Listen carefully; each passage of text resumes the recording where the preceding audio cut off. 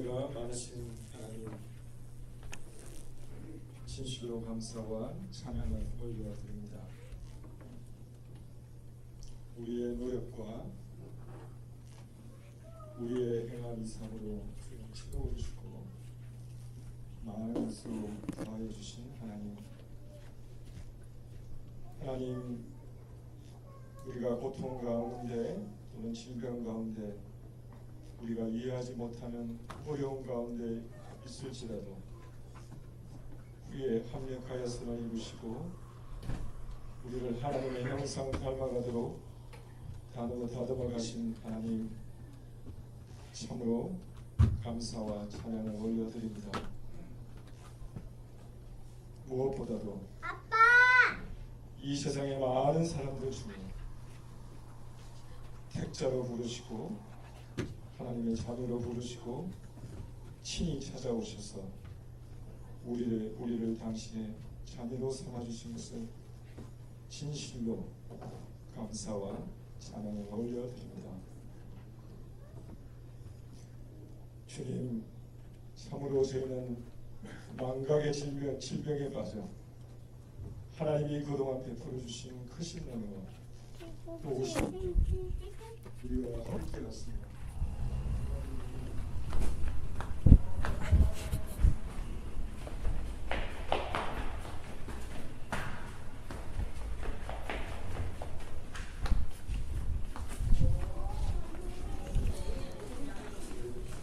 불쌍히 여겨주시고 긍휼히 여겨주셔서 하나님이 우리의 삶 가운데, 지나온 삶 가운데 함께 하시고 베푸시고 채우시고 인도하시고 지금도 동행하여 주시는 그 크신 하나님의 은혜를 우리가 깨닫고 매일매일 주께서 우리에게 베푸신 만나와 같이 주의 은혜가 함께 하심을 우리가 깨닫고 감사하고 찬양하며 나아갈 수 있도록 우리를 주여 불쌍히 여겨주시고 긍휼히 여겨주시옵소서. 하나님, 참으로 귀한 목사님을 수련회 가운데 불러주시고 그 인생 가운데 행하신 하나님의 크신 은혜를 우리 가운데 나누게 하심을 참으로 감사합니다. 목사님을 통하여 참으로 하나님 영광을 드러내시며 하나님의 하나님 되심을 참으로 나타내신 것을 우리가 듣고 깨닫고 하나님 참으로 우리 인생 가운데서도 동일하게 주께서 역사하시는 것을 깨달아 알 수 있도록 주님 도와주시옵소서. 하나님, 두 번째 귀한 말씀을 나누는 시간을 가집니다. 주님 함께하여 주시고 특별히 이 시간 동안 우리가 하나님 앞에 섰던 그 거룩한 결심과 결단을 다시금 되돌려 보게 하여 주시고 하나님이 우리와 함께 하셨던 그 귀한 일들을 우리가 다시금 되돌아 하나님 깨달아 알 수 있도록 도와주시고 하나님, 이 시간 우리가 다시금 하나님 앞에 서는 귀한 시간 허락하여 주시기를 구합니다. 하나님, 우리가 참으로 주의 뜻을 사모하나 우리 가운데 참으로 이 세상의 정욕과 소욕으로 말미암아 하나님 우리가 매일매일 좌절하는 것을 주께서 아십니다. 은혜 베풀어 주시고 주의 성령께서 역사하셔서 하나님 우리 가운데 거룩한 결심과 결단을 주시고 이 시간 동안 하나님 주님께서 역사하셔서 우리가 다시금 주님 앞에 설 수 있는 귀한 시간을 허락하여 주시옵소서. 모든 시간을 주께 의탁하옵고 예수 그리스도의 이름으로 기도합나이다. 아멘.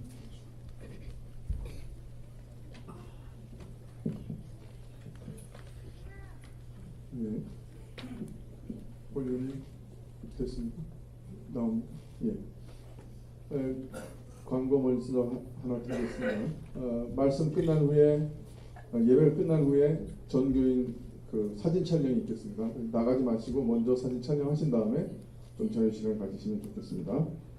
예, 말씀 봉독해 드리겠습니다. 예, 주신 말씀은 시편 139편 14절부터 18절까지 말씀입니다. 시편 139편 14절부터 18절입니다. 구약 902쪽입니다.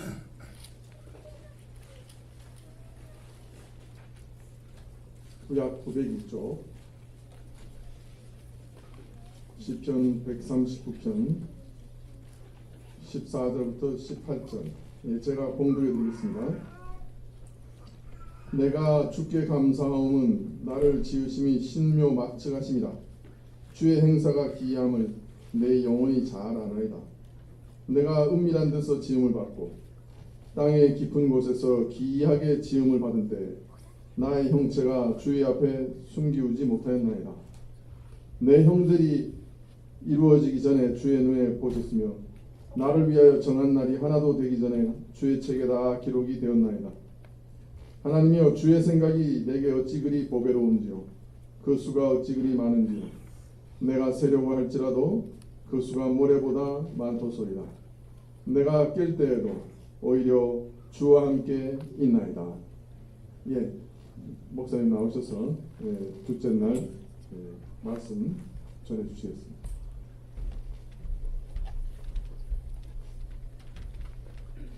하나님의 은혜로 1절 다 같이 부르겠습니다. 피아노 쳐주시기 바랍니다. 하나님의 은혜로 있을 때 없는 자 함께 부르겠습니다. 하나님의 은혜로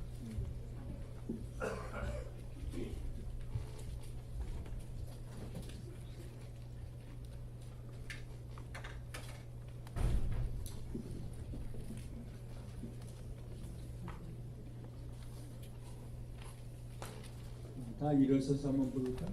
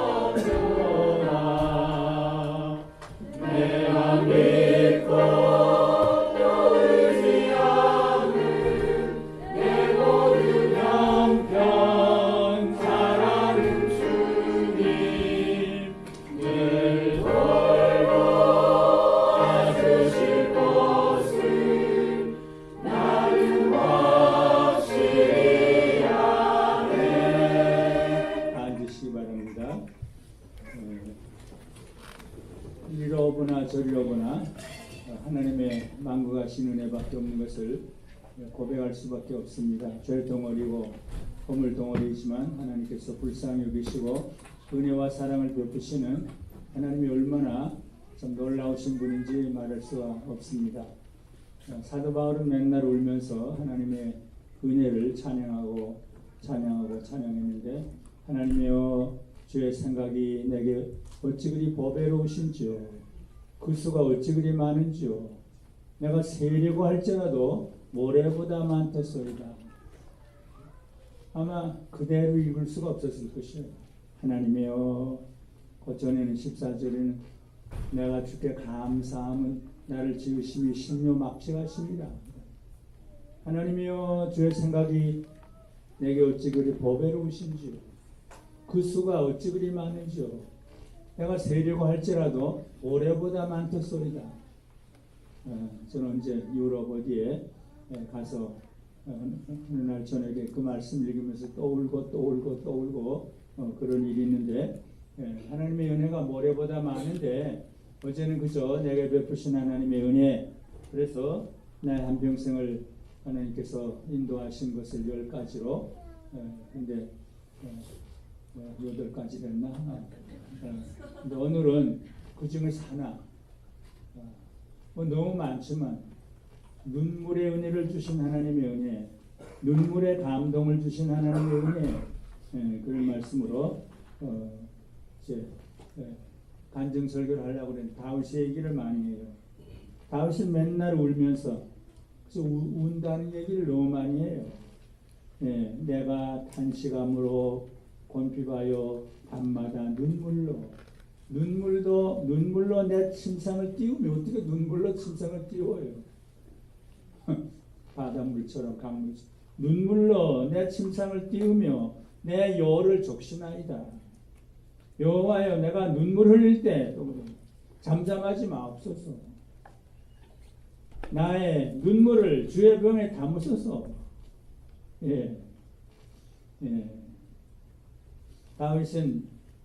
다윗을 왕으로 세우시고 증거하여 가라사대 내가 이새 아들 다윗을 만나니 내 마음에 합한 사람이라 내 뜻을 다 이루게 하리라.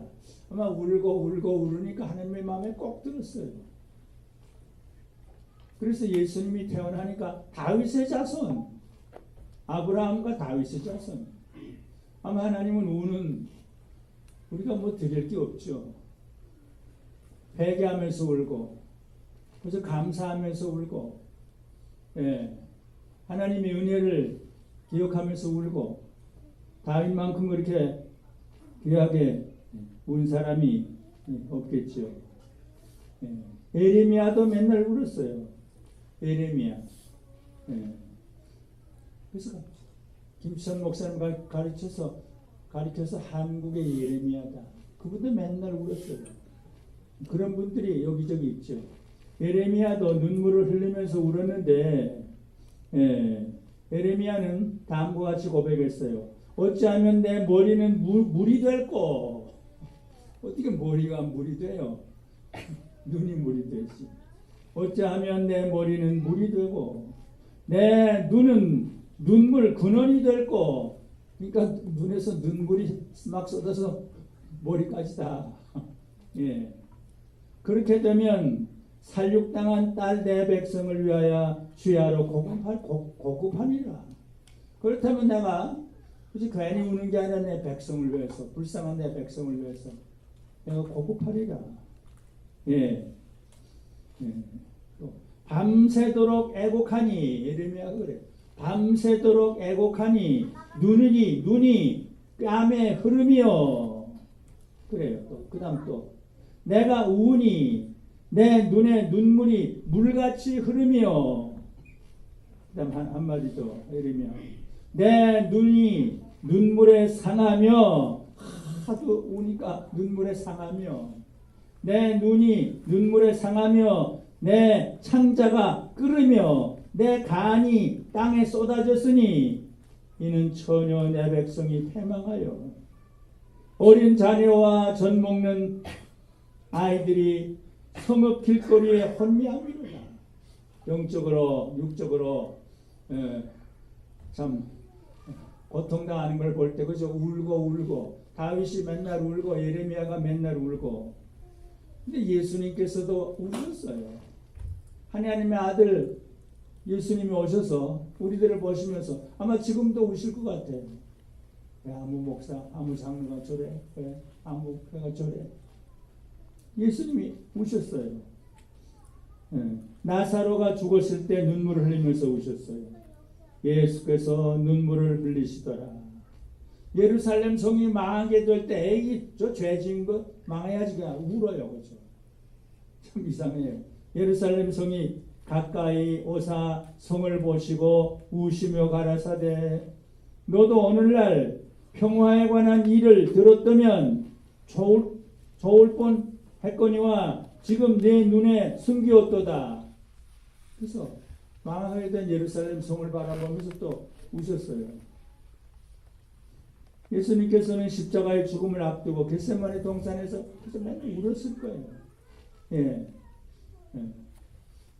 참 이스라엘 사람들에서 우리들을 위해서 한국 사람 중국 사람 위해서 죽으실 걸 생각하면서 이 세상의 모든 죄를 생각하면서 그리고 어떤 의미로 자기가 제물이 될 것을 성부 하나님이 자기를 죽으라고 여기 내보내셨는데 사람의 몸을 입고 사람처럼 슬퍼해요. 예, 겟세마네 동산에서 우셔요. 그는 육체에 계실 때에 자기를 죽음에서 능히 구원하실 이에게 심한 통곡과 하나님이시지만 사람이에요. 죽으실 걸 생각하니까 사람처럼 울어요. 슬퍼해요. 배가 또 고파하세요.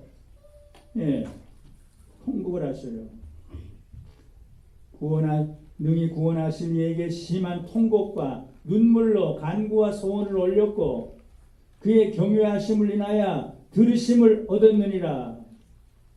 아마 십자가에 달려서 엘리 엘리 나마 사박다니요 하나님이여 하나님이 어찌하여 나를 버리십니까? 그러면서 우셨을 거예요. 아마 성부 하나님 그걸 보시고 너무 기가 막혀서 어두움으로 하늘을 가리우시고 아마 우셨을 거예요. 예. 성부 성자 성령 하나님께서 우시는 거예요. 우리 죄인들을 바라보시면서 예, 엘리 엘리 나마 사박다니 성부 하나님께서도 아들을 내어 버리시면서 캄캄함으로 얼굴을 가리우시고 우셨을 것 같아요. 3년 동안 정말 하나님의 말씀을 전하시다가 부활하셨어요. 예. 그런데 베드로가 배신했잖아요. 십자가 밑에서 3번 배신해요. 그리고 6 제자들이 저 고기 잡으러 돈 벌러 디베라 바닷가로 가요. 거기 가서 이 못된 것들아 몽둥이를 치지 않고 얘들아 7마디 얘들아 너에게 고기가 있어? 고기는 예수님을 상징할 수 있어. 여기 예수가 있어? 믿음이 있어? 사랑이 있어? 그 말부터 시작해야 아마 그때도 우셨을 거예요. 7마디 말씀 저는 그걸 해변 7원 그래요. 7마디 예수님이 우시면서 너희들 정말 날 사랑할 수 있어? 나를 누구보다도 이 세상에 누구 3번씩이나 날 좀 사랑할 수 있어? 사랑할 수 있어? 예. 저는 지금도 승천하신 후 주님 우편에 앉아 계시면서도 우리들이 여러 가지 죄악에 넘어질 때 아마 우시지 않을까. 이건 너무 놀랍고 기가 막힌 일이에요. 사도 바울은 눈물이 없던 사람이 이기적이고 정욕적이고 그냥 위선적이고 그냥 모두 때려 죽일 좋아하고 예수를 핍박하고 나는 회방자야 핍박자야 포행자였다 스데반을 때려 죽이고 그런데 사울아 아마 거기서부터 그 가슴이 무너지기 시작해요. 그 시작이에요. 그래서 사도 바울도 그래서 맨날 우는 오라 나는 곤고한 사람이로다. What a wretched man I am. 이 저주받을 놈이다. 이 사망에서 누가 나를 건져내라. 뭐 이러면서 내가 애통한 마음이 있어 많은 눈물로 너에게 썼다. 편지를 쓰면서도 운다고 그래요. 너희를 생각할 때마다 내가 눈물로 쓴다. 디모데야. 내가 여러 번 너에게 말하였거니와 이제도 눈물을 흘리며 내가 말한다. 빌립보에. 그렇고 한국교회 아버지 길선주 목사님 아주 못된 거죠. 못된 불교의 제일 높은 사람이고 선도교회 제일 그러니까 반기독교예요. 그런데 이상하게 반기독교에 앞장섰던 그러니까 니누에까지 보냈잖아요. 그러니까 우리는 조금 생각을 잘못해요. 모슬림에게 가고 불교에게 가면 뭐 그따운 게 있냐 이래요. 근데 하나님은 그쪽으로 보내셔요. 그런 사람을 불러요. 샘 마페 선교사를 돌로 쳐서 피 흘려서 거의 죽게 한 사람을 또 부르잖아요. 이붕아. 그러니까 못된 것들만 불러요. 조금 이상해요. 길선주야. 그래서 그분은 눈물의 목사님이 돼요. 1907년은 눈물의 집회예요. 부흥회라고 하기보다는 회개 운동이에요. 부흥운동이라기보다는 눈물을 흘리면 회개 운동이에요. 그것이 길선주 목사님부터 시작이 돼요. 이기풍 목사님도 죽을 때까지 그저 매일 아침마다 1시간씩 울었대요. 그 아들 이사례 권사님이 그래요. 내가 유치원 아이 때부터 제주도 송내교에서 13년 목회할 때 새벽기도 마치고 1시간 동안 혼자 또 우시는 거예요. 나는 죄인 줄 알겠습니다. 나는 죄인 줄 알겠습니다. 자기도 유치원 때 울었대요. 그런데 마지막에 순교하기 며칠 전까지도 매일. 그러니까 이게 진짜예요. 우리는 지금 그저 멋지게 노래나 하고 찬양이나 하고 시끄럽게 방지일 목사님 그랬어요. 어떻게 시끄러운 음악으로 성령을 지배하려고 그러냐. 길선주 목사님은 무릎 꿇고 울면서 성령의 지배를 받으려고 그랬는데 지금 교회가 시끄러운 음악과 여러 가지 프로그램으로 성령을 지배하려고 대드느냐. 예. 방지일 목사님 104세까지 너무나 귀한, 그리고 그분은 내가 흘린 눈물인가 그 마지막 책이 눈물이에요. 내가 어디에 가서 집회하면서 그 신자들이 울고 그걸 보면서 그때부터 난 그저 맨날 울게 됐다. 사람 앞에서 난 안 운다. 혼자 성경을 읽을 때 기도할 때 혼자 가만히 생각할 때 또 울고 운다. 그게 그분의 마지막 책이에요. 예. 근데 길선주 목사님 얘기를 조금 하면은 1907년 1월 그게 한국교회가 시작한 때니까 좀 길지만 그분은 이 집회가 시작되기 전부터 산에 올라가서 새벽 3시부터 4시부터 한 서너 명이 그저 울기 시작했어요. 길선주야, 길선주, 그 생각을 하면서 길선주야, 길선주야. 그래서 그게 새벽기도 시작이에요, 한국교회. 예. 그다음 1907년이 돼서 이제 통곡을 하게 되는 거예요. 예. 전국 각지에서 1,500명이 모여서 제주도에서도 모이고, 예. 장대현 교회 10일 동안 사경회, 부흥회라는 말 그때 없었어요. 사경회, 성경을 보고 기도하는 모임이에요. 열흘 동안 사경회를 가졌어요. 그 사경회는 성령의 역사가 나타나기 시작했어요. 거기 그 당시 상황을 묘사하는 글들이 있어요. 2,000여 명 이상을 수용하는 장대현 예배당에 회중이 차고 넘치도록 모인 사경회원 전체가 성령에 휩쓸린 바 되어 혹은 소리쳐 울고 혹은 가슴쳐 통곡하며 혹은 흐느껴 울면서 기도하고 혹은 발을 구르고 자복하며 혹은 춤을 추면서 찬미하니 소리소리 합하여 소리의 기둥은 번제단에 타오르는 불기둥같이 떠올랐다. 또 어떤 글은 제가 역사 전공이기 때문에 그 글을 찾아보곤 해요. 길선주 장로는 그때는 장로예요. 1907년 9월에 목사님이 돼요. 근데 1907년 1월이에요. 장로님이에요. 근데 그래서 길선주 장로는 이상한 귀빈과 괴이한 주인, 이상한 귀빈 주님이 오셨다. 어떻게 주인이 와서 바깥에 문을 두드리냐. 아무도 맞지 않는데 계속 문을, 이상한 귀빈이다. 이 괴상한 주인이다. 문도 안 열고 주인이 오셨는데 문도 안 열고 있는 이 괴상한 놈들아. 이러면서 이상한 귀빈과 괴이한 주인, 이상한 귀빈, 주님이 오셨는데 이 괴이한 주인들아, 예, 이거 쭉 그렇게 하고, 그는 기도의 도중에 갑자기 일어나 큰 소리로 나는 아간과 같은 죄인입니다. 그때부터 이제 통곡을 하는. 나는 아간과 같은 죄인입니다. 별거 아니에요. 아마 지금 돈으로 그저 10만 원도 안 될지 몰라요. 그걸 이렇게 자기가 썼어요. 그것도 도둑질한 건 아니에요. 그는 기도의 도중에 갑자기 일어나서 나는 아간과 같은 죄인일시다. 그리고 그 죄를 뉘우치면서 해결했어요.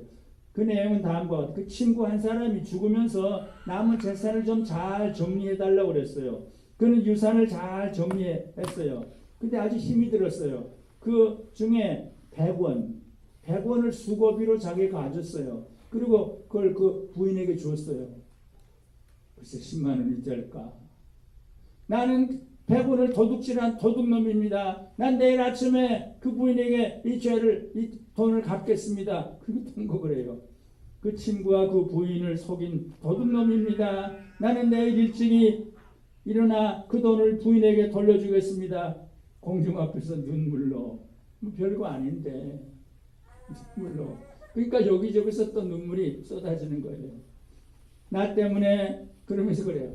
길선주 장로님. 나 때문에 여러분들이 지금 은혜를 못 받고 있습니다. 이 도둑놈 때문에 여러분들이 은혜를 못 받고 있습니다. 그랬어요. 나 때문에 오늘 회중이 은혜를 받지 못하고 있으니 나는 죄인 중에 죄인이올시다. 자복기도는 쉬지 않고 계속되었어요. 오늘 회중은 이때 모두 마루바닥을 치면서 회개하기 시작했어요. 기도가 계속되자 무겁고 슬픈 마음이 온 청중을 사로잡았어요. 한쪽 구석에서 어떤 사람이 울기 시작했고 이어 모든 청중들이 울기 시작했어요. 한 사람 한 사람 일어나 자신의 죄를 고백하고는 덜썩 주저앉아서 흐느껴 울다가 마루바닥에 뒹굴고 고뇌에 찬 모습으로 마루바닥을 두 주먹으로 두들겼어요. 1907년의 운동이에요. 근데 한마디 여기 원고에는 없지만 후에 어떤 목사들이 일부러 이런 것을 재현하려고 사람들 보고 나와서 너 한번 울을라? 너 뭘 어떻게 알아? 뭘 간증을 알아? 이거를 소리를 지르고 울라 그러니까 길선주 목사님이 시끄럽다. 하나님이 귀머거리냐? 막 야단을 쳤어요. 요나단 에드워즈도 그랬어요. 세계 최고의 부흥사예요. 대각성 운동에 을 일으킨 분이에요. 근데 그분은 그 시끄럽게 안 했어요. 설교 원고를 읽어내라. 그런데 그렇게 운동이 일어났어요. 근데 얼마 후에 그 제자들이 그 흉내를 내서 막 이렇게 시끄럽게 하니까 그분도 조용해라. 조용해라. 근데 방지일 목사님이 그걸 그분들의 가르침을 이어받으면서 하나님이 귀머거리인 줄로 착각하는 사람이 많다. 그랬어요. 그래서 귀를 잘 듣게 하는 그 보청기인가? 보청기를 만드는 전문가에게 아주 제일 잘 들을 수 있는 보청기를 나에게 하나 만들어 달라. 그랬어요. 왜 그러냐 그러니까 아마 하나님이 잘 듣지 못하시는 것 같으니까 이 제일 잘 듣는 보청기를 내가 하나님께 드리려고 합니다. 농담인데 아주 참 안타까운 그런 농담이에요. 일부러 떠들고 그러는 거는 길선주 목사님도 반대를 했고 요나단 에드워즈도 반대를 했어요. 그렇다고 통곡하게 할 수밖에 없을 땐 또 통곡을 하긴 해야죠. 근데 그걸 일부러 그렇게 만드는 거 그건 아주 나쁜 짓이라고 생각해요. 눈물은 너무너무 귀중해요. 눈물은 가장 진솔한 자기 표현의 방식이고 하나님과 교통하는 거고 사람들과 교통하는 거고 예. 눈물을 흘릴 때 하나님과 친밀하게 소통하게 되고 사람들과도 친밀하게 소통하게 돼요. 야곱이 울 때 에서와 친밀하게 교통을 했죠. 요셉이 울 때 형들과 친밀하게 교통을 했죠. 왜 그거 우는 얘기를 써줘요? 너희들도 좀 그렇게 할 수 없어? 남북이 좀 서로 끌어안고 울 수가 없어? 동서가 좀 끌어안고 울 수가 없어? 이 교단 저 교단이 좀 끌어안고 울 수가 없어? 야곱처럼 요셉처럼 예. 하나님께서는 눈물을 흘린 자에게 가까이 하셔요.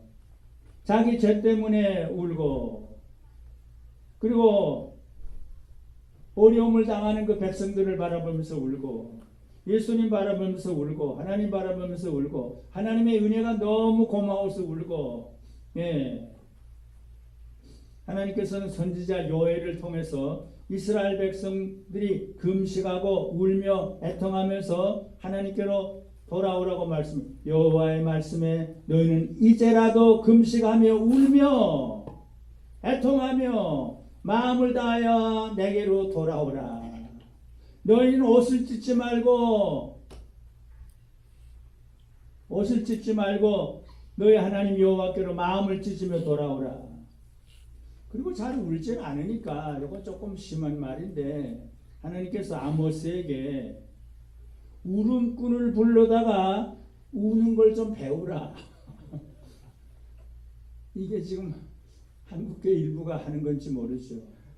잘 울게 하는 사람을 데려다가 배우든지 뭐든지 무당이든지 울음꾼을 불러다가 좀 우는 것을 좀 배우라, 그런 말씀까지 했어요. 하나님께서 선지자 아모스에게 울음꾼을 불러다가 울게 하라는 말씀까지 했어요. 주 만군의 하나님 여호와께서 말씀하시기를 농부를 불러다가 애곡하게 하며 울음꾼을 불러다가 울게 할 것이라. 눈물이 너무 귀중하니까. 이거. 근데 하나님께서 부족한 저에게, 부족하지만 그래도 좀 울면서 애통하면서 회개하면서 감사하면서 울 수 있는 눈물의 은혜, 눈물의 감동을 주신 하나님의 은혜에 대해서 이제부터 몇 가지 말씀을 드리려고 그랬는데, 사실 이별 때문에, 사랑하는 엄마 아빠를 이별했기 때문에, 이성목 목사님의 말씀을 들었기 때문에, 김수현 목사님의 말씀을 들었기 때문에, 뭐 이러한 일들이 있었기 때문에 여러 가지 일들이 많이 있는데, 좀 줄여서 첫째로 저에게 눈물의 감동을 주신 하나님의 은혜 중에 하나는, 제가 고등학생 때 손양은 목사님의 삶과 사역에 대한 책인 사랑의 원자탄, 제가 어저께 얘기를 한 것 같아요. 고등학교 2학년 때 남대문 네거리에 가서 그걸 사가지고 매일 새벽기도 후에 남산에 올라가서 기도하는 곳에 가서 아침부터 저녁까지 밤까지 그저 울면서, 어떻게 이런 분이 있을까? 나 혼자 어린아이들을 끌어안고, 저 멀리 가라고 그러는데 끌어안고, 이거 목사님 먹으면 안 되는데 이걸 뺏어 먹고, 어떻게 이럴 수가 있을까? 그게 쭉 그런 게 나와요. 나 환자들을 그렇게 내 부모보다, 처자보다, 나보다 더 사랑하게 해주시고, 이렇게 기도를 해요. 근데 주님보다는 덜 사랑하게 해주세요. 손양원 목사님. 주님이 첫째고, 그 다음에 나 환자예요. 그들을 보고, 너 나 사랑해? 너 나 사랑해? 그럼 내 양들을 좀 사랑해? 내 양들을, 나 환자들을 양을 보았죠. 그래서 그걸 읽으면서 나중에 두 아들을 죽인 안재선을 그렇게 끌어안고 사랑하면서 아들로 삼고, 제가 고등학교 2학년 때 너무너무 참 감동을 받고 울고 또 운 일이 있는데, 그때부터 저에게 눈물의 감동을 주셨어요. 둘째로, 이것도 어제 제가 얘기를 했나? 그리고 뭐 중학생 때 어제 얘기했죠. 이성문 목사님의 말씀을 들으면서, 그거는 첫째가 회개예요. 그때부터 그거를 제가 배우게 돼요. 그 중학생 때는 그렇고, 이제 고등학생 때 이제 얘기를 했는데, 그 다음엔 고등학생, 대학생 때 대구 주암산에 가서 부흥회 하는데 찬송가 248장을 불러요. 저는 그 찬송을 울고 또 울고 운 일이 있어요. 한국의 예레미야라고 하던 김수현 목사님께서 인도하시던 그 부흥회인데, 내 주의 나라와 주 계신 성전과 피 흘려 사신 교회를 늘 사랑합니다. 그냥 슬쩍 부를 수도 있죠. 근데 은혜를 받으니까 그래서 한마디 말에도 충격을 받아요. 어떻게 피 흘려 사셨구나. 하나님이 어떻게, 사도행전 하나님이 자기 피로 그러고, 또 다른 예수님이 자기 피로 그래요. 예수님이 하나님이시니까. 하나님이 자기 피로 사신 교회를 너희로 치게 했다. 장로들을 권면하면서 사도 바울이, 그냥 교회가 아니다. 하나님이 자기 피로 사신 교회다. 제대로 잘 해라. 예. 그래서 자기 피로. 난 그래서 거기에 아주 충격을 받고 계속 울고 늘 사랑합니다. 나 늘 사랑하지 못하는데 나를도 사랑하고 뭘도 사랑하고 나 늘 사랑하지 못합니다. 그리고 계속 운 일이 있고 예, 그래서 그것이 계속됐다 그랬고 셋째로 제가 어머니를 이별한 다음에 17년이 됐어요. 미국에서 공부하고 있었어요. 웨스트민스터 신학교에서 공부하고 있는데 그때 공부를 마치고 한국으로 일본으로 가는 김의환 박사님, 제가 아주 가까이 있잖아요. 김의환 박사님이 나보고 그래도 어머니한테 좀 편지 하나 쓰면 어때? 저는 늘 말을 잘 들어요. 그래, 그리고 내가 어머니 잘 썼어요. 그러니까 김의환 박사님이 홍콩을 거쳐서 일본으로 그때 아마 선교하러 가는지, 그래서 홍콩에서 어머니한테 어머니 옛날 살던 주소예요. 지금 그때 살던 주소. 근데 그것이 그대로 다 갔어요. 북한에도 그 정보가 아주 세밀해요. 그래서 나를 아마 잘 알기 위해서 그걸 우리 엄마한테 보냈어요. 근데 어느 날 홍콩을 통해서 어머니의 편지가 왔어요. 이게 어머니 편지인데 원본은 나중에 중앙정보부 원들이 와서 빼앗아 갔어요. 사본이에요. 제가 남산에 잡혀가는데 원본이 거기 딱 있더라고요. 어떻게 이렇게 반국가적인 이런 일을 했냐? 북한이 어떻게 편지를 보내냐? 그리고 저를 얼마나 신문했는지 몰라요. 이 어머니가 보낸 편지인데 내 아들 영역에게 한문으로 9월 5일에 내의 편지와 동시에 외로이 자라 성인이 된 내 아들. 제가 미국에 있을 때 제 사진, 뉴욕에 그 자유의 여신상인가 그 앞에 찍은 사진하고 딴 사진 2장은 하고 보냈어요. 성인이 된 내 아들의 얼굴을, 더구나 훌륭하게 된 내 아들을 나는 보고 싶거나 손이라도 한번 꽉 쥐어보고 싶거나 이 내 기쁨을 지면상으로는 표현할 수가 없다. 영녀가 나는 네 말 그대로 오래오래 살아서 내 사랑하는 아들 만날 날을 기다리겠다. 몽중엔들 꾸멘들 한문을 몽중엔들 잊었으랴 내 명역이 부디 건강하기를 축원하면서 어머니 글 9월 29일. 제가 보낸 그 글은 제가 없는데 중앙정보부 끌려가서 그것도 보여줘요. 이것도 아주 못된 글이다. 그래요. 지금 북조선이 잘 되고 있다고 그러는데 어머님 안녕하십니까? 잘 되고 있긴 뭐가 잘 되고 있어? 이런 말 어떻게 하냐 그래서 아니 그러면 북조선이 지금 못 되고 있는데 어머니 안녕하십니까? 그렇게 편지 쓴 사람이 어디 있냐? 그냥 막 대들고 그런 일이 있는데 그래서 그 편지를 들고 웨스트민스터 신학교 뒷마당에 가서 또 울고 울면서 지금도 내 방에는 그 카피가 있어요. 그래서 늘 그저 사실 어머니를 위해서 매일 기도해요.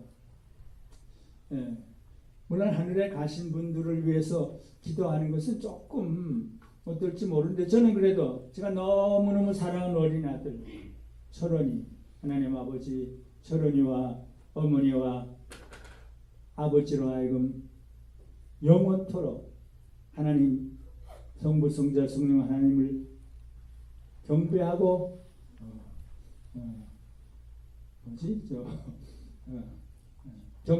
경배하도록 하나님 은혜를 주시옵소서. 찬양하고 경배하도록 하나님 은혜를 주시옵소서. 매일 기도하는데 그래서 지금 어디 그 글을 그런데 그 사랑과 슬픔의 눈물이죠. 아픔의 눈물이죠. 근데 그것이 내게 저는 슬픔과 아픔과 고통이 가난이 보석이 된다고 이게 축구해요. 제가 이런 것이 없었다면 중국 고아 연변조선 고아들 170명, 150명을 어떻게 18년 동안 지금까지 돕고 있어요. 방글라데시에 가서 어떻게 그 아이들을 어떻게 도와요? 아프가니스탄에 가서 어떻게 그 불쌍한 그 아이들을 학교를 지어줘요? 예. 어머니와 이별했기 때문에, 철원이와 이별했기 때문에 그 슬픔과 아픔이 어머니를 향한 그 아픔의 눈물, 어린 아들 철원이를 바라보는 그 아픔, 그것이 그 첫째는 주님의 슬픔, 아픔, 십자가로 가요. 그 다음 이 세상에 슬픔과 아픔을 당한 사람들에게 가요. 그 다음 셋째로는 슬픔과 아픔이 없는 어머니와 아버지와 철원이가 먼저 간 천국을 늘 바라보게 돼요. 그래서 이게 보석이구나. 눈물도 슬픔도 아픔도 보석이구나. 십자가로 가까이 가고 이 세상에 슬픔을 당한 어려움을 당한 사람 가까이 가고 그 다음엔 천국을 바라보게 되는구나. 그런 고백을 하게 되는데, 그 다음 넷째로 또 하나는 우리 철원이 얘기해요.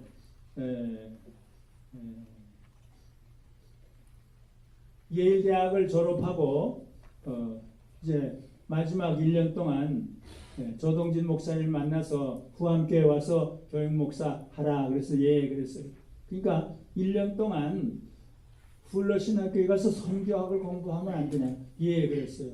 그런데 바로 그때 철원이가 태어나요. 그런데 불치의 병, 하이드로세펄러스, 뇌수종이라는 그런 병을 가지고, 불치의 병을 가지고 태어나요. 그래서 생후 1개월 된 철원이를 데리고 동부에서 자동차로 대륙을 횡단해서 서부 캘리포니아 풀러신학교까지 달려가요. 여행 도중 철원이의 병세가 너무 악화되었어요. 시속 140마일, 아마 200km 되겠죠. 200km의 속도로 30시간을 5분만 쉬고 계속 달려갔어요. 서부 사막지대를 달리고 로스앤젤레스 칠드런스 호스피탈에 도착을 했어요. 입원을 시킨 후 우리는 풀러신학교에 잠깐 짐을 풀고, 그런데 생후 2개월 된 철원이 뇌 수술을 하게 됐는데 의사가 이렇게 얘기를 해요. 뇌 수술 후에 이 철원이가 장애아가 될 가능성이 더 많습니다. 저는 충격을 받았어요. 장애아가 되면 내가 아이를 사랑할 수 있을까? 철원을 사랑할 수 있을까? 처음엔 예스가 안 나오는데 며칠 동안 울면서 기도하다가 얼마든지 사랑할 수 있다. 왜? 내 아들이니까.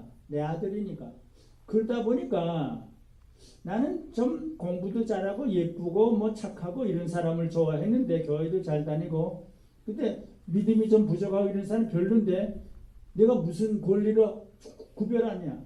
하나님이 자기 자녀들을 다 같이 사랑할 텐데 너도 내 아들을 사랑할 수 있다면, 제가 충격을 받았어요. 내가 잘못이구나. 하나님은 불쌍한 사람도 사랑하는구나. 그래서 그때부터 제가 가난하고 좀 부족하고 이런 사람들을 더 관심을 가지게 됐어요. 그래서 저는 본래 착하고 아름답고 신앙이 좀 좋은 사람들을 좋아했어요. 그런데 하나님께서는 모두가 당신의 자녀들이기 때문에 덜 착하고 덜 예쁘고 덜 신앙이 좋은 사람들도 똑같이 사랑하실 것이라는 생각을 하게 됐어요. 도대체 너는 무슨 자격으로 사람들을 차별하느냐? 제가 충격을 받았어요. 준엄한 책망이 들려오는 것 같았어요. 그래서 저는 손을 들고 항복을 했어요. 그후부터 저는 불치의 병에 걸린 그 병자들을 찾아가게 됐고, 가난하고 불우한 사람들에게 깊은 관심을 가지게 됐어요.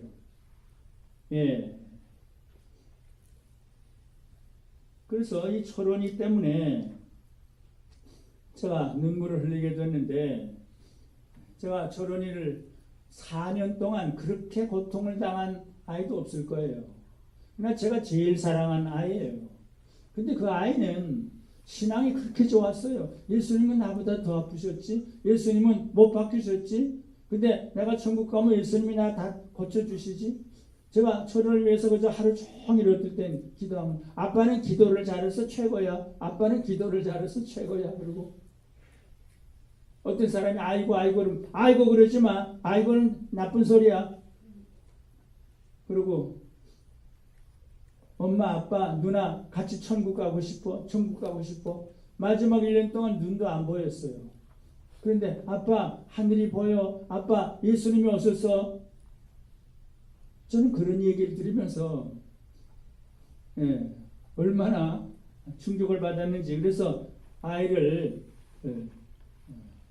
여기 신세계 공원묘지, 여기 가까운데 신세계 공원묘지에 묻고 돌아오면서 와서 이 글을, 조금 긴 글인데 그걸 써서, 제가 종신대학 교수였는데 종신대학 그 신문에 이걸 냈는데 제자들이 많이 이걸 읽었어요.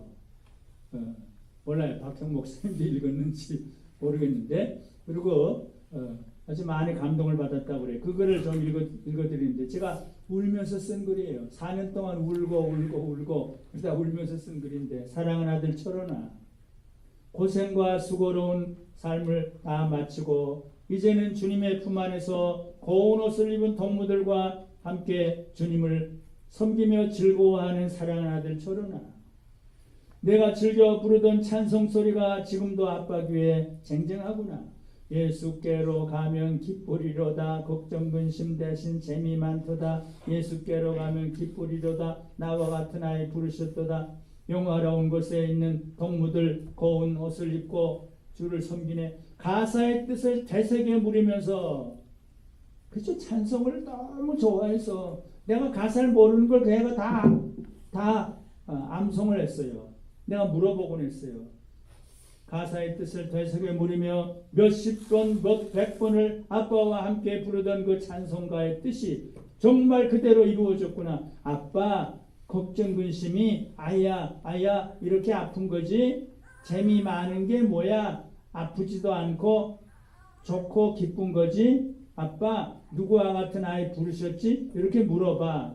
그래, 철원아, 누구와 같은 아이 부르셨나? 철원이와 같은 아이 부르셨지 뭐. 누가 부르셨나? 예수님이 부르셨지 뭐. 철원아, 내 마음이 슬프나 기쁘나? 기뻐. 왜 기쁜가? 예수님이 나를 사랑하시니까 기쁘지. 사랑하는 아들 철원아, 견디기 어려운 그 아픔 중에서도 너는 그렇게도 잘 참았고 기뻐했지.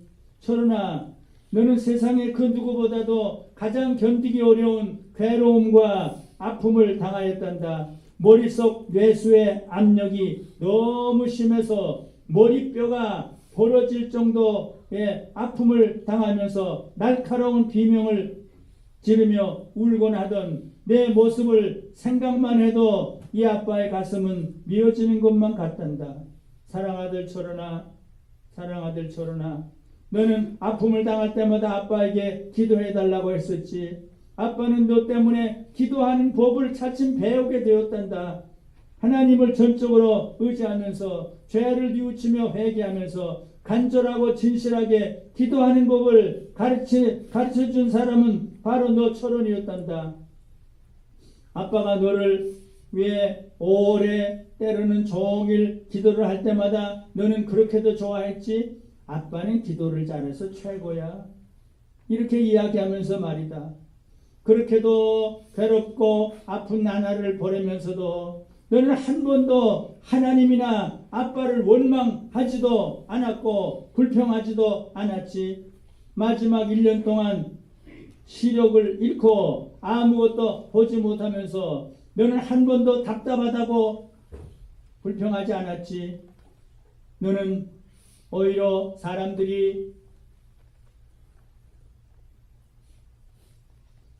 아이고 라고 말하면 아이고 소리 하지마, 죽겠다 소리 하지마, 그건 나쁜 말이야 라고 했지. 마치 나는 이렇게 힘든 괴로움을 당하면서도 아이고 죽겠다는 말 한마디 안 하는데 당신들은 왜 그런 소리를 하십니까? 라고 타이르듯이 아빠는 너의 마음속에 천국의 평화와 기쁨을 볼 때마다 천국이 점점 더 가까워짐을 느끼곤 했단다. 내가 시력을 잃은 마지막 1년 동안 때때로 아빠 하늘이 보여, 아빠 예수님이 오셔서 라고 말하던 뜻을 이제야 분명히 알게 되었구나. 하나님께서는 세상의 것들을 보는 너의 눈을 가리우시고 천국을 볼 수 있는 눈을 여시었던 것을 이제야 분명히 깨닫게 되었구나. 사랑아들 철원아, 너는 괴로울 때마다 아빠 나 천국 가고 싶어, 엄마 아빠 누나 다 같이 천국 가고 싶어, 천국 가고 싶어, 천국에 가면 구주 예수님이 나 아픈 것 다 완전히 고쳐주시지? 이렇게 이야기하곤 했지. 너는 심한 고통을 당할 때마다 이런 말을 하곤 했지. 아빠, 예수님이 십자가에 못 박혀 돌아가실 때 머리에 가시관 쓰시고 피 흘리셨지. 손에도 발에도 못 박히시오 피 흘리셨지. 아빠, 예수님은 나보다 더 아프셨지. 내가 하던 말을 생각할 때마다 나의 가슴은 너무도 귀중한 아픔으로 가득이 메어지는 것만 같구나. 넌 예수님 앞에 설 때 그래도 조금은 떳떳해질 수 있으리라고 생각한다. 예수님이 너 위에 당한 고통의 몇 만 분의 1을 너도 당했으니 말이다. 고난의 축복을 나에게 가르쳐준 사람은 바로 너 철원이었단다. 사랑아들 철원아, 이 땅에서 4년 동안의 너의 삶은 이 아빠를 위해서 산 값진 삶이었단다. 아빠가 졌어야 할 십자가를 내가 대신 졌으니 말이다. 철원아, 고맙다. 너는 아빠에게 얼마나 귀한 설교와 간증과 교훈을 주었는지 모른다. 사랑아들 철원아, 나는 내가 너무도 귀중하고 사랑스럽고 보고 싶구나. 내가 있는 천국이 그렇게도 그리워지는구나. 너는 지금 무덤에서 잠자는 너의 몸을 바라보면서 영화로운 부활의 아침을 기다리고 있지? 철원아, 아빠도 너와 똑같은 심정으로 예수님이 다시 오실 부활의 아침을 간절히 기다리고 있단다. 사도 요한이 예수여 오시옵소서라고 기도했던 기도가 이제는 아빠의 기도가 되기 시작했단다. 사랑아들 철원아, 내가 그렇게도 즐겨 부르던 수많은 찬송가, 아빠가 가사를 잘 모르는 찬송을 부를 때마다 내가 가사를 가르쳐주면서 같이 부르던 그 찬송가들을 지금 혼자 불러볼 때마다 너의 귀중하고 사랑스러운 모습이 눈에 보이는 것만 같구나. 너는 찬송가와 고전음악을 그렇게도 좋아했지. 이제는 천군 천사와 함께 마음껏 주님을 찬양하고 기쁘게 노래하거라. 사랑하는 아들 철원아, 내가 날마다 즐겨 암송하던 그 수많은 성경 구절을 지금 혼자 읽어볼 때 그 말씀들의 뜻을 새롭게 깨닫게 되는구나. 너희는 마음에 근심하지 말라. 하나님을 믿으니 또 나를 믿으라. 항상 기뻐하라. 쉬지 말고 기도하라. 범사에 감사하라. 이는 그리스도 예수 안에서 너희를 향하신 하나님의 뜻이니라. 여호와는 나의 목자시니 내가 부족함이 없으리로다. 그가 나를 푸른 초장에 누이시며 쉴만한 물가로 인도하신도다. 내 영혼아 여호와를 송축하라. 내 속에 있는 것들아 다 그 성호를 송축하라. 내 영혼아 여호와를 송축하며 그 모든 은택을 잊지 말지어다. 저가 내 모든 죄악을 사하시며 내 모든 병을 고치시며 내 생명을 파멸에서 구속하시고 인자와 궁일로 관을 씌우시며 좋은 것으로 내 소원을 만족케 하사 내 청춘으로 독수리 같이 새롭게 하시는도다. 나의 가는 길을 오직 그가 아시나니 그가 나를 단련하신 후에는 내가 정금같이 나오리라. 내가 늘 암송하던 욥기 23장 10절 말씀과 같이 내가 가는 길을 하나님 다 아셨고 너를 보배와 같이 정금과 같이 만드시기 위해서 하나님께서 너를 단련하신 것을 이제야 분명히 깨닫게 되는구나. 사랑아들 철원아, 내가 비록 견디기 어려운 괴로운 삶을 살았지만 그러나 너만큼 귀중한 삶을 살고 이 세상을 떠난 사람도 별로 없을 것이라고 생각한다. 죄 없는 깨끗한, 죄가 참 없진 않지만 그래도 죄가 없는 깨끗한 삶, 고통을 당하면서도 많은 사람들에게 즐거움과 위로와 교훈을 안겨주며 천국의 평화와 구원의 즐거움을 간증하며 사는 삶을 사는 삶보다 더 귀중하고 값진 삶이 어디 있겠니? 아빠는 너에게 주신 하나님의 크신 사랑과 축복을 생각할 때 하나님께 새로운 감사와 찬양을 드리지 아니할 수 없단다. 사랑하는 아들 철원아, 너는 또한 엄마 아빠에게는 비할 수 없는 효자였단다. 세상을 떠나기 석 달 전에는 미국에 가서 전문 의사의 진찰도 받았고 할머니를 비롯한 여러 친척들을 만나 인사도 드렸으니 너의 할 도리를 다 했다고 생각한다. 신유의 은사를 받은 현 신의 권사님의 기도를 받은 후에 하늘나라로 갔으니 부모의 마음에 아무런 한스러운 마음을 남기지 않았으니 말이다. 얼마나 효자였니? 그러나 아빠는 너에게 할 도리를 다 하지 못했단다. 그래서 마음이 얼마나 아픈지 모른다. 아빠 신학진학 온 거 써야 돼. 아빠 강의 준비하느라고 바빠. 아빠 나하고 좀 놀아. 아빠 설교 준비해야 돼. 아빠는 늘 바쁘게 지내느라 너하고 같이 이야기도 놀지도 못했단다. 내가 천국으로 가기 날 전에 학교에 있는 아빠에게 전화하면서 아빠 나 머리 아파. 아빠 빨리 와. 라고 했지만 그날도 아빠는 원고 쓰느라고 밤 늦게야 집에 돌아갔단다. 왜 좀 더 일찍 돌아가지 못했는가 생각하면 아빠의 가슴은 미어지는 것만 같단다. 사랑 아들 철원아, 미안하다. 그러나 고맙다. 어서 속히 철원이 만날 날만을 기다리겠다. 사랑하는 아들 철원아,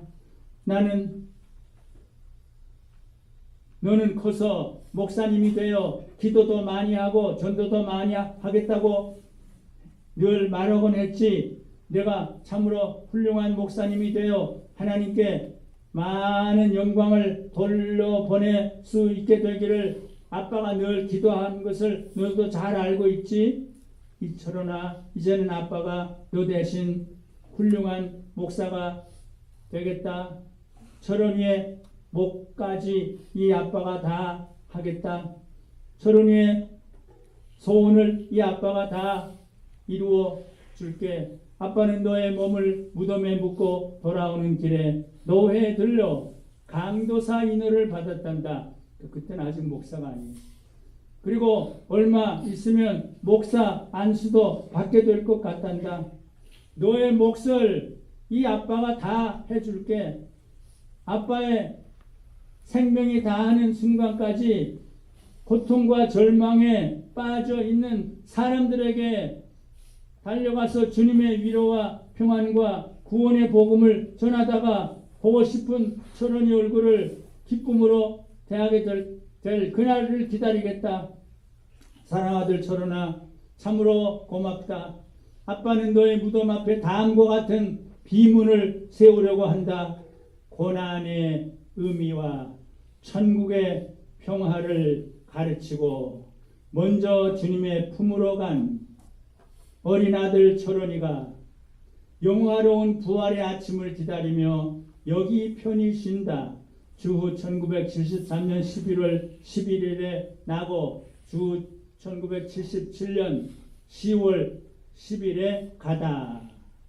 예, 이 철원이 때문에 저는 이렇게 많은 또 눈물을 흘렸는데 이제 시간이 거의 다 됐는데 이제 다섯째로 간단하게 얘기를 하면은, 예, 제가 어제도 얘기했죠. 아이슬란드 리카백의 어느 작은 호텔 방에서 아까 이사야 139편을 읽으면서 제가 울고 울었어요. 하나님이여, 하나님이여, 그러면서 울었을 거예요. 하나님이여, 주의 생각이 어찌 그리 보배로우신지요. 그 수가 어찌 그리 많은지요. 내가 세려고 할지라도 모래보다 많습니다. 제가 빌리그람 전도대에 참석하면서 그렇게 은혜를 많이 받고 박은선 목사님 제 옆에 앉아서 빌리그람 박사님이 하신 말씀을 줬기도 하고, 난 옛날에 많은 사람이 일어나서 헌신하고 얼마나 많은 사람이 일어나나, 얼마나 많은 헌금을 했나, 거기에 관심을 가졌다. 이제는 나 그 관심을 갖지 않는다. 성교를 잃으면은 끝장이다. 그 유명한 누구누구 지금 어디 있냐. 성교를 잃으면 다 끝장이다. 그리고 어떻게 해야 전도자가 됩니까? 그러니까 첫째도 성경이고 둘째도 성경이고 셋째도 성경이다. 박은선 목사님 을 줬고 있어요. 전 그래서 그 의자에 앉았다가 땅에 무릎을 꿇고 울면서 기도하고 그러면서 떠나서 제가 카나다로 가야 되는데, 떠나기 하루 전에 암스테르담 역에서 제 가방을 도둑을 맞춰요. 어떤 청년이 와서 뭘 물어봐요. 그래서 내가 가르쳐준데 한 청년이 막 뺏어가지고 가는데, 거기 여권, 비자, 비행기표, 돈, 현금이 아니라 수표, 다 있어요. 성경책, 카메라, 전부 다. 그래서 이제 기차 타고 가려고 그러다가 가서 박인선 목사님한테 왜 다시 왔냐? 나 다 지금 도둑 맞췄어요. 어떡하냐? 저는 그래도 어떤 어려움을 당해도 당황하거나 그러질 않아요. 그 하루 만에 한국영사관에 가서 나 이렇게 도둑 맞췄습니다. 나 여권 하나 다시 해주세요. 뭘 믿고 해주냐? 날 믿고 해주시오. 그랬더니 여권을 하나 해줘요. 그래서 카나다 영사관에 가서 나 카나다로 가야 되는데 비자를 해주세요. 그러니까 뭘 믿고 해주냐? 날 믿고 해주세요. 그러니까 해줘요. 미국 영사관에 가니 5시가 지났어요. 그런데 빨리 영사 좀 오라고 그래라. 집에 갔다 그러니까 그 직원이 이제 내일 오라고. 난 안 된다. 이제 오늘로 와야 된다. 난 아주 미국에서 중요한 사람, 유명한 사람이 오면, 대통령이나 장관이 오면 영사가 5시 지났다고 집에 가겠냐? 내가 아주 중요하고 유명한 사람이다. 오라. 그랬더니 1시간 후에 왔어요. 그래서 내가 참 미안하다. 이 암스테르담에 도둑놈이 많은데 이거 미국 비자도 잊어버렸다. 그랬더니 시편 100편을 암송하냐 그래요. 이제 감사함으로 구문에 들어가며 찬송함으로 궁중에 들어가서 그 쭉 했어요. 했더니 틀렸다 그래요. 이거 어디서 또 좋냐고. 후회해요. 그랬더니 The Lord is my shepherd, I shall not want. 여호와는 나의 목자시네. 그래서 아니 당신 미국 영사가 23편하고 100편 구분도 못하면서 무슨 미국 영사냐? 그랬더니 딱 비자를 해줘. 또 비행장에 가서 내 비행기표 잊어버렸다. 그러니까 그건 안 된다 해서 아니 조사를 해봐라. 내가 분명히 비행기표를 샀다 했더니 조사를 해봤더니 날 또 비행기표를 주고 돈 말고 수표도 한 그때 몇백 불짜리 수표인데 그걸 또 연락을 했더니 그걸 또 다 새로 만들어 줘요. 그래서 제일 참 안타까운 게 그 기행문을 쓴 거예요. 그 전에 미국 그 휘튼에서 그 집회가 있었는데 거기 가서 은혜 받은 거, 지금 암스테르담에서 은혜 받은 거, 그리고 산에 올라가서 뭐 어떻고 참 그게 너무 안타까워요. 근데 제가 가면서 다시 쓰기 시작했는데 거의 95%가 99% 다 써줘요. 그래서 제가 잊어버리길 잘하는 영 몰라 통 몰라 가르치지도 몰랐는데 그냥 감동을 받고 쓴 거는 한 제도 안 틀리고 다 써줘요. 그래서 카나다까지 가서 뭐 부족한 성경책 하나만 못 찾았어요. 근데 그때 제가 줄을 다 쳤는데 다시 새로 사서 다시 줄을 다 치니까 그것도 또 좋게 됐어요. 옛날에 다 쳤으니까 이제는 안 쳐도 된다 그러면 두 번. 그래서 도둑 맞는 것도 괜찮구나. 그런데 내가 왜 이 얘기를 하냐면 그래서 그 오다가 아이슬란드 리카백의 호텔에서 머물면서 다 잊어버리고 근데 하나님이여 제 생각에 글쓰가 어찌 많은지요 모래보다 그래서 내가 날 때부터 11살 때부터 몇 때부터 지금 뭐 도둑 맞은 이게 다 하나님이 하신 거구나. 모래보다 많습니다. 그래서 울고 또 운일이 있는데 그 배경 이야기를 너무 많이 했는데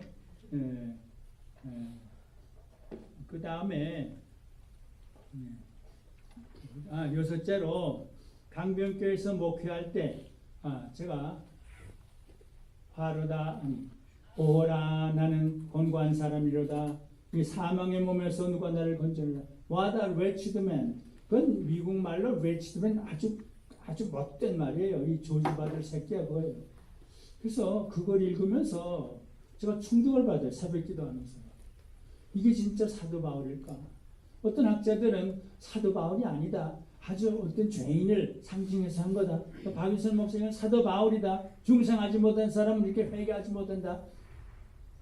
그래서 그걸 읽으면서 제가 그 글을 썼는데 국민일보에 2006년 9월 21일에 났어요. 그 글을 조금 인용하면 나는 오늘 새벽 기도의 시간에 성도들과 함께 사도 바울의 처절한 죄 고백의 탄식을 읽으면서 가슴과 눈에 뜨거운 눈물이 흘렀다. 오늘 아침 차를 타고 교회로 오는 시간에도 계속 눈물 계속 뺐다. 내 가슴과 눈에 눈물이 흘러 오라 나는 곤고한 사람이로다. 이 사망의 몸에서 누가 나를 건 What a wretched man I am. 자기 자신을 가리켜서 저주받을 놈이라고 처절한 죄 고백을 한 사람이 정말 사도 바울이었을까?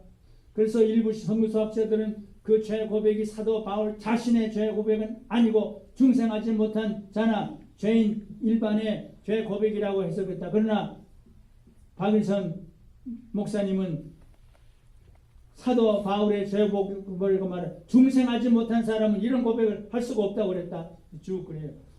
기독교는 값싼 은혜를 파는 종교가 아니다. 그래서 하루 종일 그저 우는 거예요. 하루 종일 교회 차 타고 올 때도 그러면서 제가 계속 글을 쓰는 거예요. 기독교는 우는 종교구나. 눈물의 종교구나.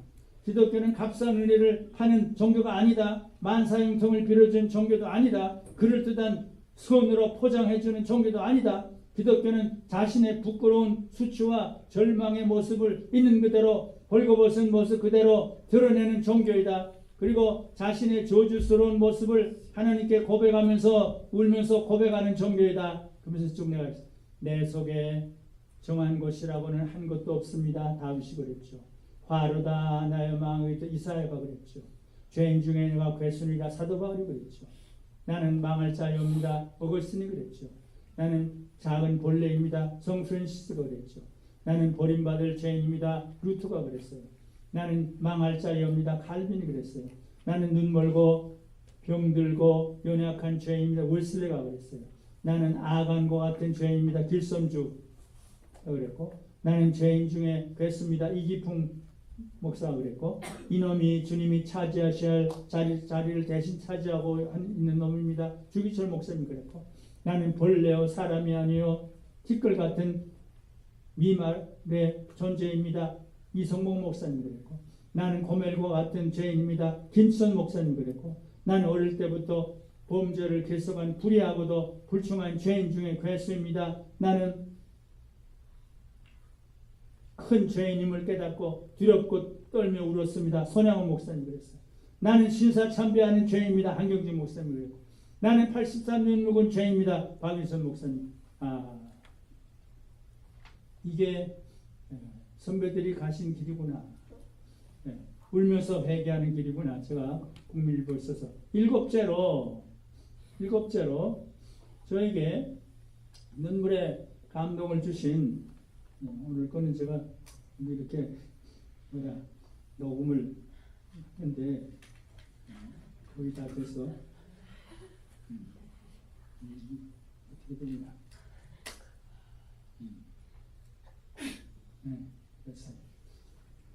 일곱째로 눈물의 감동을 주신 하나님의 은혜 중 또 하나는 제가 강변교회에서 은퇴한 후 여기저기 다니는데 참 너무 고마워요. 작은 교회 또는 뭐 연변에도 가고 여기도 가고. 근데 여기저기서 참 갈 때마다 눈물을 많이 흘렸는데 은퇴한 2008년 1월 13일 은퇴했는데 그 해 부활절 또 어디에 저 북쪽에서 와서 부활절 연합예배 하는데 부활절 새벽부터 흐르기 시작한 뜨거운 눈물이 지난 며칠 동안 하염없이 흐르고 있다. 덕양 기독교 연합회가 주관한 부활절 새벽 예배 장소에 도착할 때까지도 나의 마음속에는 부활에 대한 감격보다는 일종의 혼란과 무거움이 차지하고 있었다. 그래서 나는 강대에 오르는 순간 내가 앉을 의자 앞에 무릎을 꿇었다. 대단한 기도를 한 것은 아니었다. 그런데 그 순간 뜨거운 눈물이 눈과 가슴에서 쏟아지는 것이었다. 나 위에 죽으시고 나 위에 부활하신 주님께 대한 회개와 감사의 눈물이었다. 사실 나는 설교를 시작하면서 감격에 북차서 말을 제대로 하지 못했다.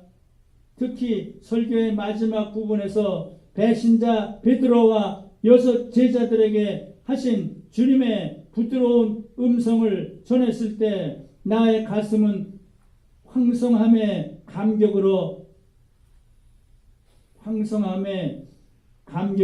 떨고 있었다. 얘들아, 너에게 고기가 있느냐? 지난 며칠 동안 이 질문을 상기할 때마다 나는 회개와 감사의 눈물을 흘리곤 했다. 덕양에서 부활절 새벽 예배를 마친 후 우리 부부는 강변교회로 달려왔다. 은퇴 후 10주 만에 강변교회에 달려간 것이었다. 1층 식당에서 만난 권사님들과 집사님들이 나를 만나자마자 아무 말 없이 내 손을 잡고 눈물을 흘렸다. 나도 속으로 눈물을 흘렸다. 보고 싶고 반가움과 사랑의 눈물이었다. 보고픔과 반가움과 사랑의 눈물은 예배 전에도 예배 중에도 예배 후에도 이어졌고 반가움과 반가움의 포옹은 수없이 많이 이어졌다. 원래 눈물이 많은 이용환 집사는 나를 보자마자 눈물을 줄줄 흘리며 눈물을 주체하지 못했다. 본래 눈물이 적은 강영희 집사는 나를 보자마자 눈물을 줄줄 흘리면서 30여 년 동안 미운정 고운정 다 들었는데 눈물을 흘리는 것이 당연하다고 말했다. 보고픔과 반가움과 사랑의 눈물을 흘린 행복한 하루였다. 나는 지금 중국 연변에 와서 며칠 후에 아마 중국 연변에 와서 다른 종류의 눈물을 하염없이 흘리며 그 눈물은 나의 가슴 병에 담고 있다. 가난과 고난과 슬픔과 아픔 중에서 자라가는 불쌍한 우리 조선족 고아 아이들과 학생들을 만날 때마다 나는 저들의 슬픔과 아픔을 함께 느끼면서 슬픔과 아픔의 눈물을 흘리지 않을 수가 없었다. 우리 일행은 호텔에 들어 여장을 풀지도 못하고 그 길로 즉시 왕청으로 달려갔다. 소형 버스로 2시간 달려서 왕청에 도착했다. 이번에 긴급 지원하게 된 4가정들을 일일이 찾아보기 위해서였다. 엄마 아빠 없이 할머니 손에서 자라고 있는 8살 난 정권일이는 심리되는 초등학교를 걸어서 다니는데 학교에서는 점심을 제대로 먹지 못하고 집에 돌아와서는 반찬도 없는 밥을 정신없이 먹어 치우는 손자를 바라볼 때마다 할머니는 가슴으로 눈물을 흘린다고 말했다. 8살 난 이 복님은 간염으로 고생하는 엄마와 함께 둘이서 살고 있는데 엄마는 병원에도 한 번 가보지 못하고 오직 어린 딸에게 모든 소망을 두고 하루하루 아픈 몸으로 품팔이를 하면서 최선을 다해 성실하게 살아가고 있다. 나의 집사람은 봉김이 엄마와 헤어질 때 둘이 한동안 부둥켜 안고 슬픔의 눈물을 흘리고 있었다. 우리 일행은 모두 가슴에 슬픔과 아픔의 눈물을 지니고 연길로 돌아와서 된장찌개 하나로 저녁 식사를 하고 호텔에서 요장을 푼 채 하룻밤을 편하게 잤다. 미안한 마음이 들었다. 화요일 아침 식사를 한 다음 우리 일행은 2시간 거리에 있는 화령으로 달려갔다. 결혼 가정과 긴급 지원 가정 8가정을 일일이 찾아보기 위해서였다. 나는 한 가정 한 가정을 방문할 때마다 또다시 하염없이 흐르는 눈물을 주체하기 힘들었다. 대부분의 홀 엄마, 홀 아빠는 각종 질병으로 고통을 당하고 있었다. 다리 하나를 제대로 쓰지 못하는 홀 엄마와 함께 사는 초등학생 1학년 박성 어린이는 예쁘고 착하게 생겼는데 너무너무 가난하고 불행했다. 탈북 여성 엄마가 어디론가 도망가서 홀 아빠와 함께 사는 초등학교 1학년 이화 어린이는 엄마가 너무 보고 싶어서 울면서 엄마에게 편지를 쓰곤 한다고 했다. 가장 슬픈 이야기는 식물인간이 된 엄마를 눈물과 사랑으로 쓰다듬으며 착하고 예쁘게 살아가고 있는 라혜연이 이야기다. 엄마 림계양은 한국에 와서 일하다가 뇌출혈로 쓰러져서 식물인간이 되었다. 슬픔과 아픔과 절망 중에서도 라혜연이는 학교에서는 최우등생으로 공부를 뛰어나게 잘하고 있었다. 내가 식물인간이 된 혜연이 엄마의 머리에 손을 얹고 간절히 기도했을 때 엄마는 약간의 반응을 나타내며 눈물을 조금 흘렸다. 박성, 이화 어린이와 혜연이가 나란히 앉아서 식사를 하는데 너무너무 예쁘고 불쌍해서 안아주고 또 안아주고 또 안아주었다. 하염없이 흐리는 눈물은 가슴병에 담으면서 그 자리에서 혜연이는 다음과 같은 글을 읽었다. 예쁘게 또박또박 쓴 글이었다. 안녕하십니까? 저는 이제 고마운 분들의 후원을 받게 된 팔가자 중학교 3학년 5반에 다니고 있는 나혜연입니다. 저는 꿈에도 생각하지 못했던 이 현실 앞에서 멍해지고 말았습니다. 세상에 이렇게 고마운 분들도 있구나.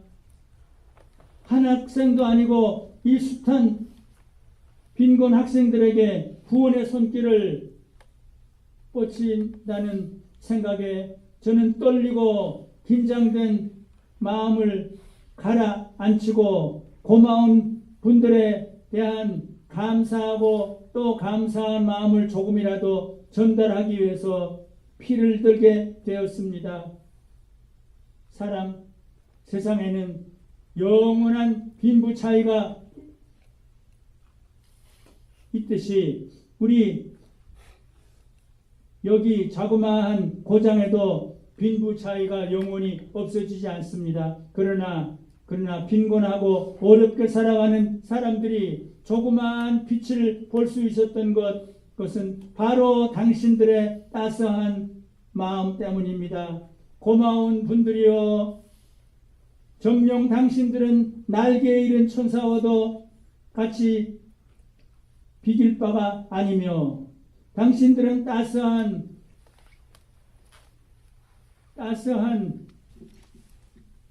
매 손길 하나하나, 따스한 매 손길 하나하나가 얼마나 친근하게 벅찬 감동을 느끼게 하는지 모릅니다.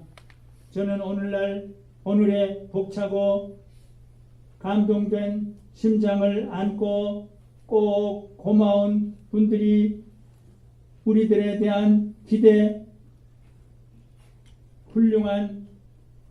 훌륭히 성장하여 나라의 유능한 인재로 되는 이 기대를 저버리지 않게 되기를, 기대를 버리지 않게 바르고 훌륭한 이 성장하여 열심히 학습에 힘써서 고마운 분들의 크나큰 은정에 대해 조금이라도 보답하도록 노력하겠습니다. 너무 긴 글인데, 이제 제 말씀을 맺으려고 그래요. 여기 좀 또 그게 하나 있는데, 이거 하나. 제가 2008년 4월에 쓴 글인데, 사실 저는 2013년 8월 연기를 방문하고 돌아왔는데 라혜연이를 반갑게 또 만났어요. 라혜연이는 지금 연변대학교 농학원 2학년 학생으로 공부를 잘하고 있는데 편지를 써서 저에게 주었어요. 그 편지의 일부를 다시 소개해요. 존경하는 목사님 안녕하세요. 목사님, 저는 그동안 목사님이 베풀어 주신 은혜로 학업을 지금까지 잘 완성하고 있습니다. 2007년 3월 11일 저의 어머니는 갑작스레 쓰러졌습니다. 그리고 다시 저를 볼 수가 없게 됐습니다. 마냥 행복하고 다정한 우리 집은 그 순간에 넘어졌습니다. 어머니는 그 아프고 힘든 시간들을 겪으면서 병마와 투쟁을 해보았지만 저의 이름 한번 불러보지 못하고 저의 얼굴 한번 보지 못하고 그렇게 아프게 괴로워하다가 저의 곁을 영원히 떠났습니다. 목사님을 처음 보았을 때 저는 15살이었습니다. 초중 때 항상 1등만 하던 저는 어머니의 갑작스런 아픔 소식을 듣고 청천벽력을 맞은 것처럼 눈앞이 캄캄했습니다. 그때 저한테 희망도 없었고 의지도 없었고 신심도 없었습니다. 하지만 그때 목사님을 만나고 목사님은 저한테 두말 없이 도움을 주셨습니다. 저희 어머니 만나러도 가시고 어머니가 있는 양로원에 후원도 해주시고 어머니를 위해서 기도도 해주셔서 그때부터 저는 목사님의 도움을 받았습니다. 매달 매달 저한테 생활비도 보내주시고 관심도 많이 가져주셔서 고맙습니다. 저는 힘을 다시 얻게 되었습니다. 예전에 어머니가 항상 하신 말이 있습니다. 어머니는 제가 대학에 입학하는 것이 소원이라고 늘 말씀하셨습니다.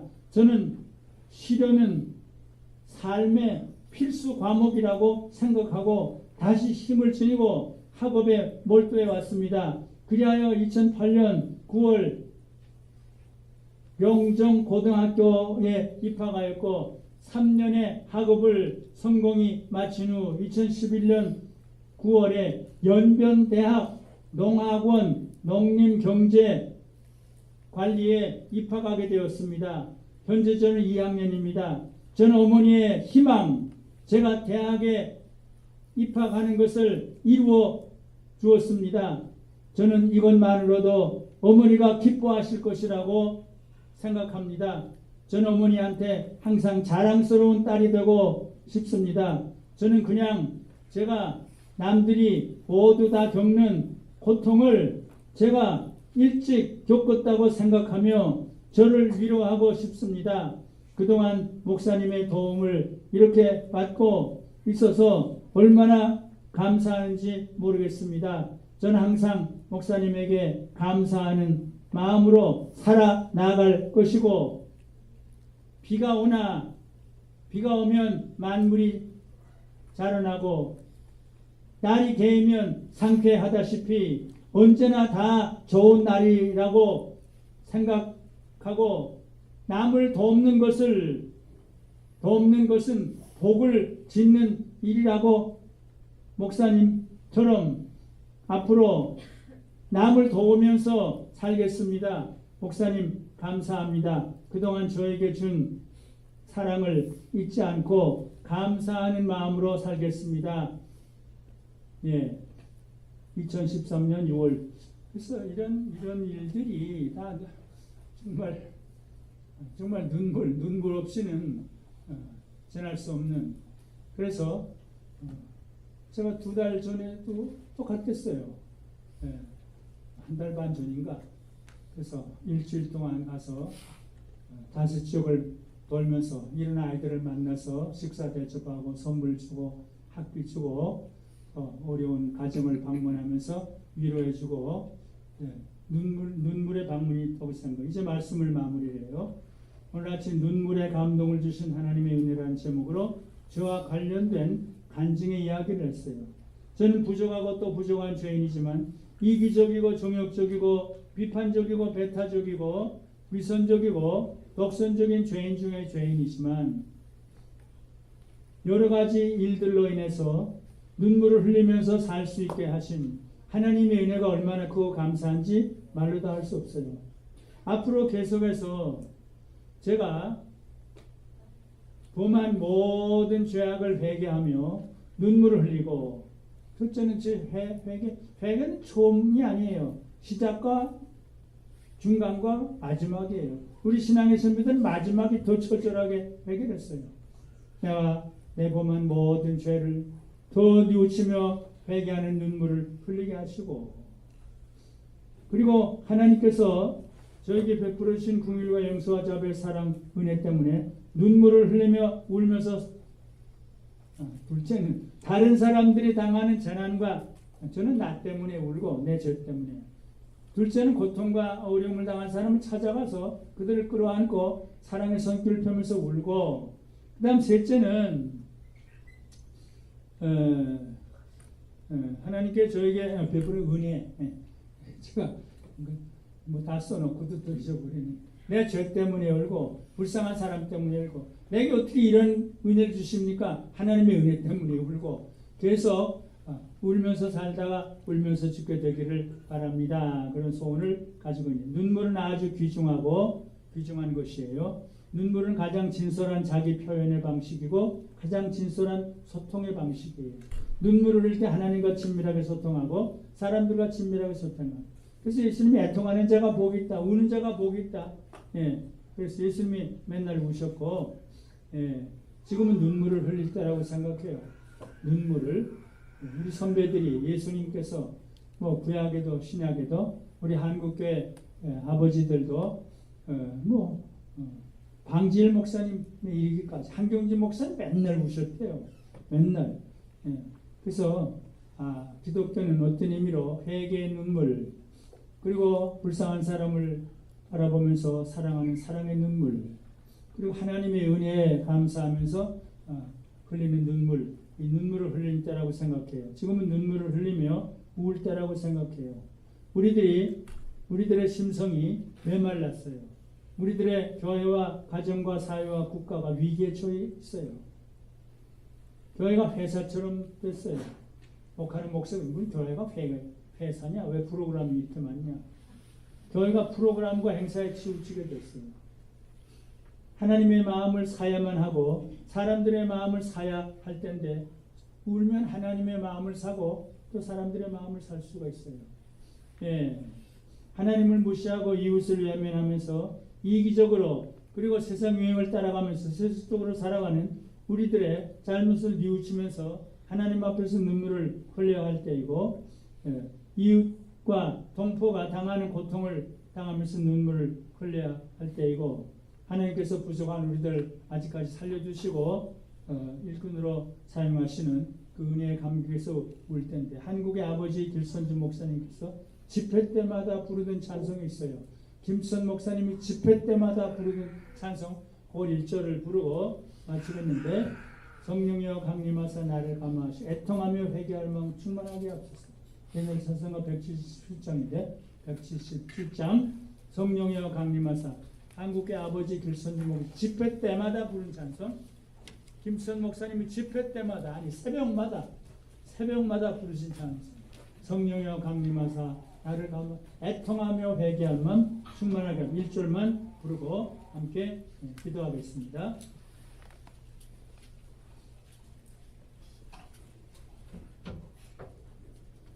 그냥 할까요? 성령이여 강림하사 나를 감화하시고 애통하며 회개할 마음 충만하게 하소서. 예수여 비오니 나의 기도 들으사 애통하며 회개할 마음 충만하게 하소서. 하나님 아버지 감사합니다. 죄와 홀밖에 없는 이 죄인 귀중한 하나님의 말씀을 전할 수 있도록 은혜와 긍휼과 용서와 자비와 사랑을 베푸신 하나님께 감사를 드립니다. 다윗이 맨날 울었고 예레미야가 맨날 울었고 예수님께서 우셨고 사도 바울이 맨날 울었고 길선주 목사님이 부목사님 비롯해서 방질 목사님에 이르기까지 우리 신앙의 선배들이 맨날 울면서 자기의 죄 때문에, 민족이 당하는 고통 때문에, 하나님이 내게 베푸신 은혜 때문에 맨날 울면서 살다가 울면서 세상을 떠났는데, 애통하고 회개할 마음 충만하게 해주셔서 회개의 눈물을 흘리게 해주시고, 고통과 슬픔과 아픔을 당한 절망 중에 있는 우리 이웃들, 북한 동포들, 모슬렘 형제들까지 바라보면서 울면서 사랑의 손길을 조금이라도 펼 수 있도록 도와주시고, 하나님께서 나에게 베푸신 놀라운 은혜, 그 수가 어찌 그리 많은지요. 모래보다 많습니다. 하나님의 은혜를 생각하며 또 울고 울면서 하나님 앞에 제물되는 삶을 살다가 제물되는 죽음을 죽을 수 있도록 도와주시옵소서. 눈물을 가득가득 우리 몸에 눈에 채워 주시옵소서. 예수님의 이름으로 기도드립니다. 아멘.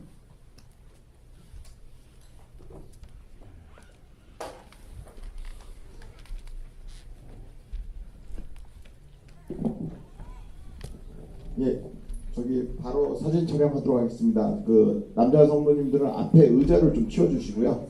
여기 빨리 와. 김영수 집사님, 시간을 몇 분 저희가 휴식 시간을 가져야 될까요?